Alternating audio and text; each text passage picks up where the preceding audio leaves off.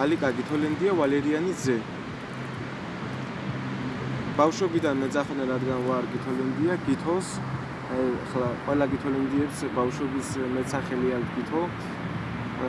და რავი, დანარჩენი არაფერი ესეთი, დავიბადე ქალაქ გალში.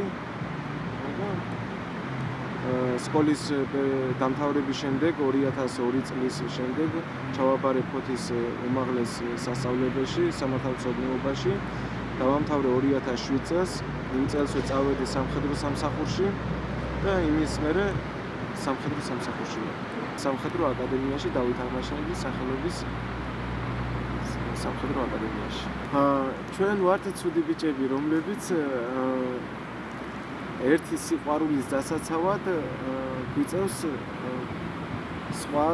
სხვის ანუ ესე რომ ვთქვათ, ანუ ჩვენი სამშობლო არის ჩვენი დიდი ოჯახი, რომლის გამოც ჩვენ გვიწევს ყველაფერი ცუდის გაკეთებას, კარგის გაკეთებას, მაგრამ ჩვენ შეიძლება სხვისთვის ვიყოთ ცუდი, მაგრამ realობაში ეხლა მე პატარა კაცი ვარ ამ სამყაროში, შეიძლება და ამის ხონაირად მოგვარება, მაგრამ ჩემი როლი ამ სამყაროში უბრალოდ ვცდილობ უკეთესად მოვირგო, მაგრამ საქმე იმაშია, რომ მე ვერც შევცვლი ამ სამყაროს და ჯარი არის ჩემი ბავშვობის ოცნება, იმიტომ რომ მე აფხაზეთში რო დავიბადე, 6 წლის ვიყავი, ომი რომ მომიწია. ძალიან ბევრი ახლობლების სისხლი მინახია, სიკვდილი და წამება და ძალიან ბევრი ცუდი გადამხდენია, რასაც ეხლაც ვერ ვიტყვი მე და აქედან გამომდინარე ყოველთვის იმის სურვილი მქონდა, რომ მე ყოფილიყავი ჩემს ქვეყნის სადარაჯოზე და ესეთი რაღაცები რო არ ყოფილიყო ჩემი ქვეყნის მხრიდან მით უმეტეს და მტერსაც ღირსეულად რო შეებრძოლო და დაიცვა შენი ღირსება და შენი ოჯახი. 4 წლის დასასრულს მე მომიწია ავღანეთში წასვლა. როცა 3 თვის დაოჯახებული ვიყავი უკვე, მე სწავლებაზე წავედი საავღანეთო, მე ავღანეთში გავემგზავრე და 5 თვის მერე იქ ოპერაციაზე დავაბიჯე ხელნაკეთებზე და ამის შედეგად დავკარგე ორივე ქვედაკედური და დამიზიანდა მარცხენა ხელი. რა ოცნებებიც მქონდა, მე უკვე ჩემი მდგომარეობიდან გამომდინარე, ანუ ფიზიკური მდგომარეობიდან გამომდინარე, ბევრ რაღაცას უკვე მოეხაზა რა ესე ვთქვათ, ხაზი გაესვა და ამიტომ რაც მე შემეძლებოდა აწი, იმაზე უნდა მეფიქრა, ცოტა სტრესიც ცოტა რაღაცა, მაგრამ მთავარი ის იყო, რომ ცოცხალი ვიყავი და კიდე შევძლებდი და მემკიცებია ყველა იმ ჩემი ახლობელი ადამიანისთვის და გული რო არ მეტკინა, ამიტომ წამოვდექი ფეხზე და ძლიერად დავდექი იმისთვის, რომ ახალდასახული მიზნებისთვის მიმეღწია.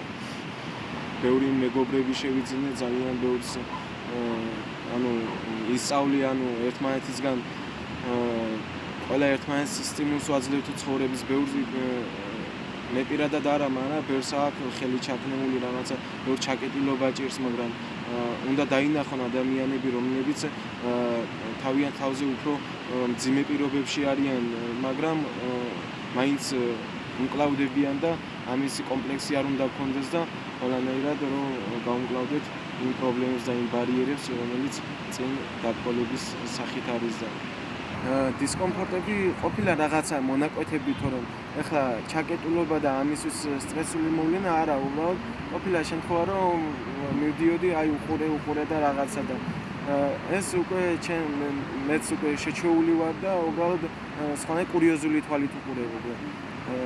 ერთი არის თემოდადიანი, ჩემი ძალიან მაგარი ძმაკაცი, ორივე ფეხი ამპუტირებულია ჩემსავით და ბათუმში ვარ და აცია პროტეზები და ბავშვი უძახის დედამის, დედიკო, აი რობოტი. მე ჩემ რობოტის სიცილი და უკვე ჩემთვის არაფერია, ვიცი რაც ვარ და ვინც ვარ და ეხლა ბავშვს გაუკვირდება თუ დიდს გაუკვირდება,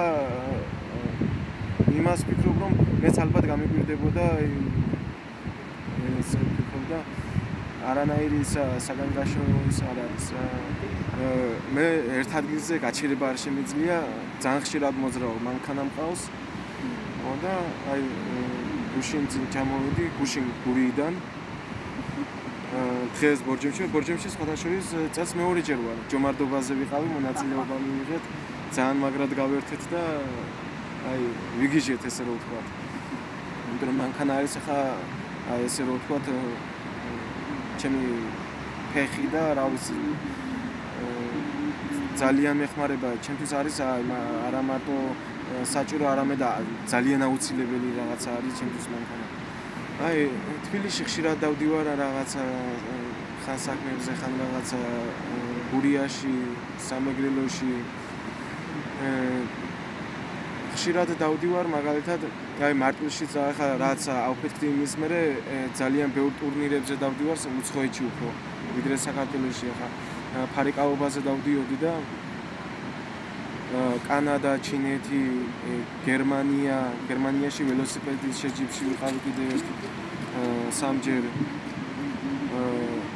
კიდე სად პოლონეთში ვიყავი ორჯერ.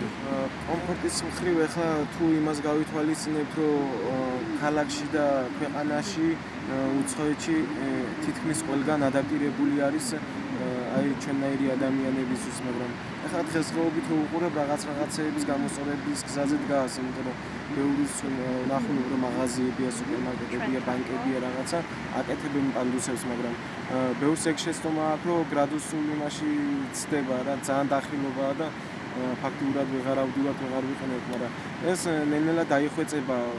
ყაზბეგი მომწონს ძალიან, ერთხელ ვარ ნამყოფი და ძალიან დიდი სურვილი მაქვს. იქ იმაზე ვიყავით, რაღაც მარათონი ჩატარდა.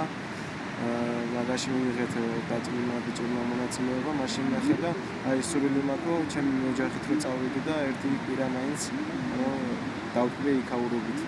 2 დღე ვიყავი და მაინც ვერაფერი ვერ მივასწავლე. მე დღესაც ყველას ვხმარები, არა აქვს მნიშვნელობა ახლობელია, არა ახლობელი, რითაც შემიძლია ყველას ვხმარები, ტრანსპორტით იქნება, რა ვიცი, ყველანაირად ვცდილობ რომ ყველას დავეხმარო. ეთერ საქმეს კეთებაც არაფერი არ ჯობია.